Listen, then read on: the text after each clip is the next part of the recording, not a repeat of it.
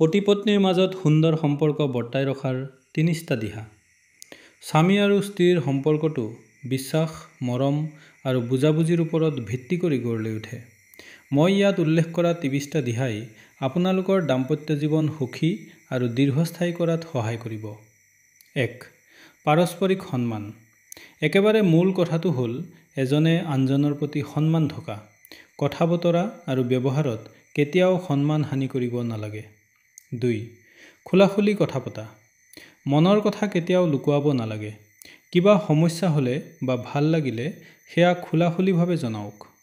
৩. বিশ্বাস অটুট ৰখা। বিশ্বাস এই সম্পৰ্কৰ স্তম্ভ। কেতিয়াও সংগীৰ বিশ্বাস ভঙা কাম নকৰিব। ৪. ইজনে সিজনৰ বন্ধু হোৱা। পতি পত্নী হোৱাৰ আগতে দুয়ো এজন ভাল বন্ধু হ'বলৈ চেষ্টা কৰক। তেতিয়া কথা শ্বেয়াৰ কৰিবলৈ সহজ হয়। ৫. সময় দিয়া। কামৰ ব্যস্ততাৰ মাজতো দিনটোৰ এটা নিৰ্দিষ্ট সময় কেৱল ইজনে সিজনৰ বাবে ৰাখক। ৬. মন দি শুনা। কেৱল নিজৰ কথা কোৱাই নহয়, সংগীৰ কথা বা সমস্যাবোৰ মনোযোগেৰে শুনাটোও জৰুৰী। ৭. সৰু সৰু কথাত প্ৰশংসা কৰা। সংগীয়ে কৰা সৰু কাম বা তেওঁৰ সাজপাৰৰ প্ৰশংসা কৰক। ইয়ে মন ভাল লগায়। ৮. ভুল স্বীকাৰ কৰা। যদি আপোনাৰ ভুল হৈছে তেন্তে তৰ্ক নকৰি চৰি ক'বলৈ নিশিকিব। ইয়ে কাজিয়া কমায়। ৯. ক্ষমা কৰিবলৈ শিকা। মানুহ মাত্ৰেই ভুল হয়। সংগীৰ সৰু সুৰা ভুলবোৰ ধৰি নাথাকি ক্ষমা কৰিবলৈ শিকক। ১০. আনৰ আগত সমালোচনা নকৰা। কেতিয়াও বন্ধু-বান্ধৱ বা আত্মীয়ৰ আগত নিজৰ স্বামী বা স্ত্ৰীৰ সমালোচনা নকৰিব। ১১. খং নিয়ন্ত্ৰণ কৰা। খঙৰ ভমকত কেতিয়াও কটু কথা নক'ব। খং উঠিলে কিছু সময় মনে মনে থাকক। ১২. পুৰণি কাজিয়া নুলিওৱা। তৰ্ক বা কাজিয়াৰ সময়ত অতীতৰ পুৰণি কথাবোৰ টানি নানিব। ১৩. ঘৰৰ কামত সহায় কৰা। কেৱল এজনৰ ওপৰত কামৰ বোজা নিদি দুয়ো একেলগে ঘৰৰ কামবোৰ ভগাই লওক। ১৪. ইজনে সিজনৰ সপোনক গুৰুত্ব দিয়া। সংগীৰ কেৰিয়াৰ বা সপোনবোৰ পূৰণ কৰাত উৎসাহিত কৰক আৰু সহায় কৰক। মাজে মাজে ভ্ৰমণ কৰা।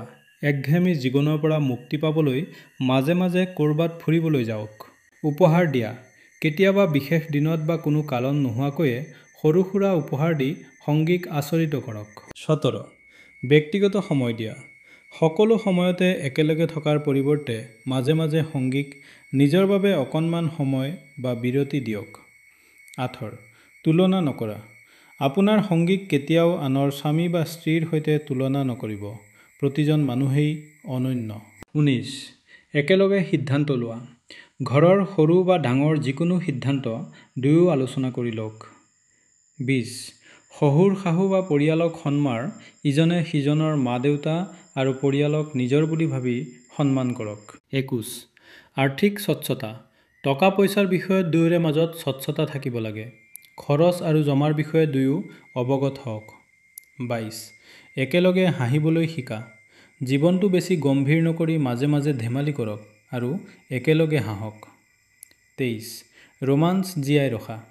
বিয়াৰ বহু বছৰ পাছতো সম্পৰ্কত সতেজতা বা ৰোমাঞ্চ জীয়াই ৰাখিবলৈ চেষ্টা কৰক। ২৪.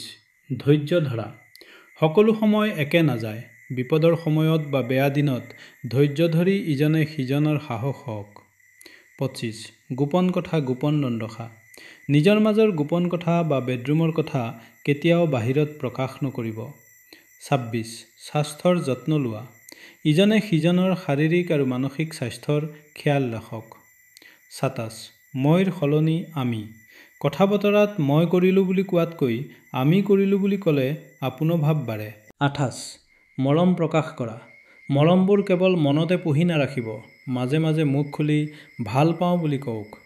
২৯. স্পৰ্শৰ গুৰুত্ব। হাতত ধৰা বা আলিংগন কৰা। এইবোৰে মানসিক চাপ কমায় আৰু সম্পৰ্ক গভীৰ কৰে। ৩০. একেলগে আহাৰ গ্ৰহণ। দিনটোত অন্ততঃ এবেলাৰ সাঁজ, বিশেষকৈ ৰাতিৰ আহাৰ একেলগে বহি খাবলৈ চেষ্টা কৰক। বিদ্ৰোহ।